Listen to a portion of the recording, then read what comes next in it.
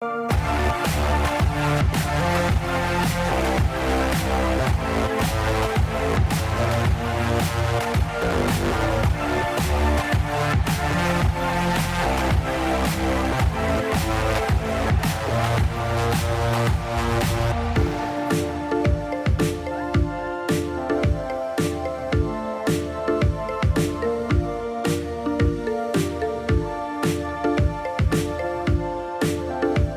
many people, by show of hands, have ever felt burned out, stressed out, and maxed out?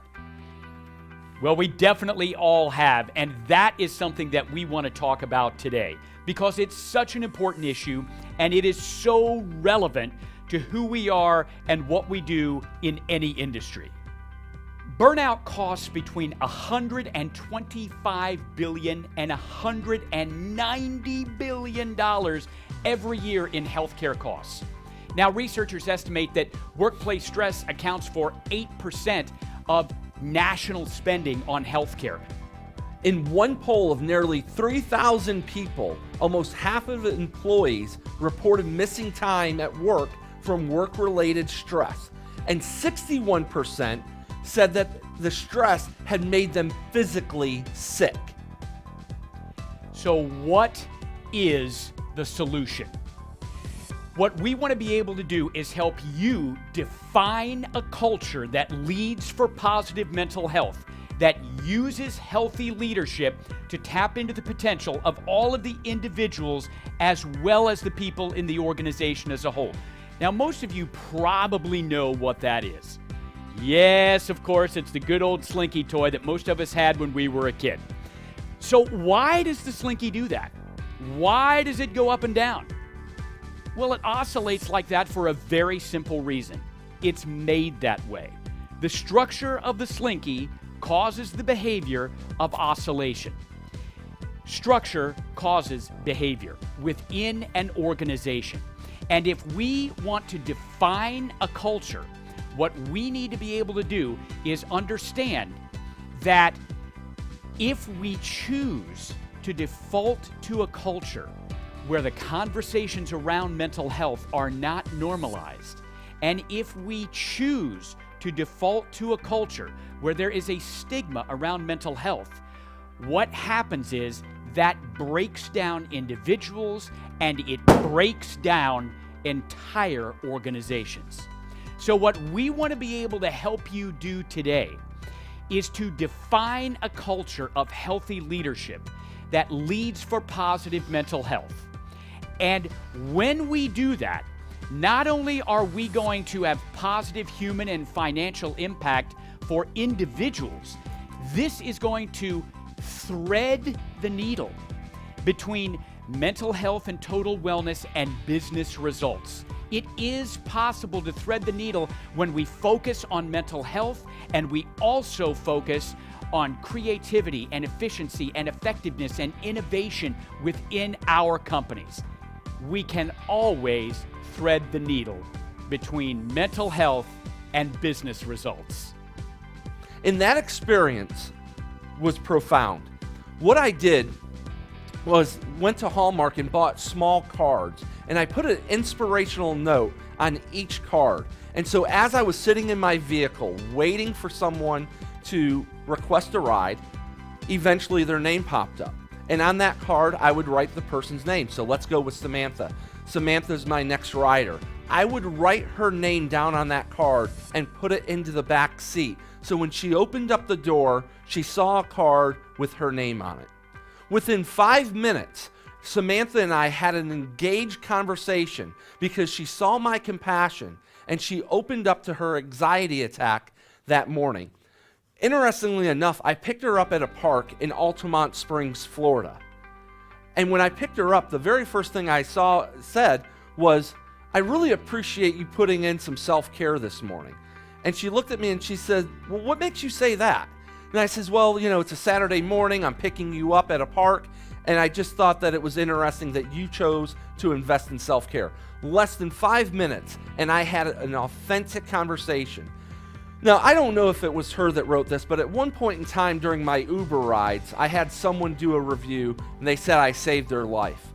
Could you imagine the number of lives that we could impact if we all started to show more compassion and destigmatize the conversations around mental health. We have an everyday opportunity to help a loved one, a brother, a sister, or even a colleague. The power of heart starts with compassion. Now, when we talked about being burned out, stressed out, and maxed out, really and truly, at the end of the day, there are three things that cause us stress: the need to be right, the need to be in control, and the need to be all things to all people. We want to be able to put that aside and learn to deal with stress in a constructive way. Here's why. When we have high stress and we deal with stressful situations in a destructive way, what happens is that leads us to have low resilience. Well, this is what you call a negative feedback loop. It's a vicious cycle, because when you have low resilience, then what happens is that loops around and causes more stress. Dealt with in a destructive way, our resilience continues to go down. The idea is we want to be able to deal with stress in a positive and constructive way, and at the same time, what happens is not only does this negative feedback loop go dormant, we actually create a positive feedback loop where we're dealing with stress in a positive way, we're raising our resilience, we're improving our productivity, our profitability at work, we're increasing our efficiency and effectiveness and creativity and innovation, and all of those things that come from healthy leadership. According to one nationwide review, 98% of medium to large organizations in the United States provide an employee assistance program to their employees, but the utilization rate is less than 4% every single year. So, how do we create a happy and healthy organization and workplace? How do we have individuals be happy and healthy, engaged, creative, and productive? The Mental Hygiene Project has the Mental Hygiene Project Resilience Formula. The first piece of the formula talks about personal resilience capacity building. This is the ability for an individual to learn how to maintain composure and adaptability, have optimism, growth, mindset, and gratitude in what they do. Now, they also understand that resilience is not a destination, it's a journey.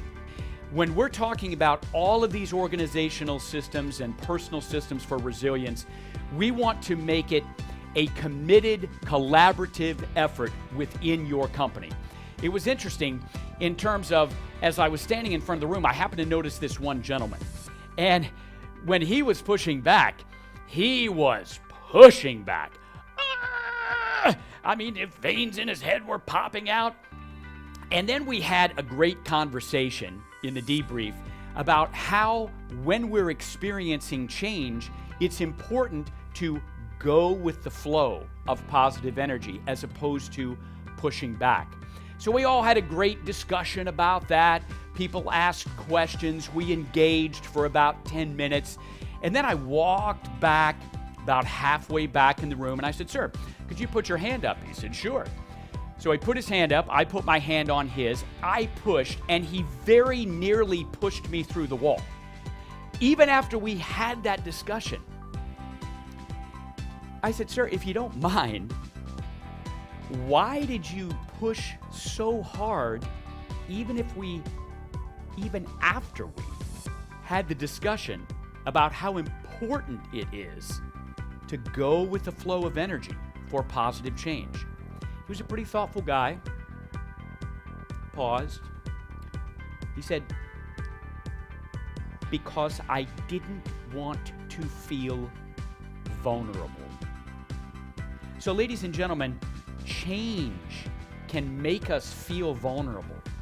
And yet the good news is, when we're working together to create healthy leadership, it can transform individuals and organizations in a positive way, both from a total wellness perspective and also from the perspective of business results.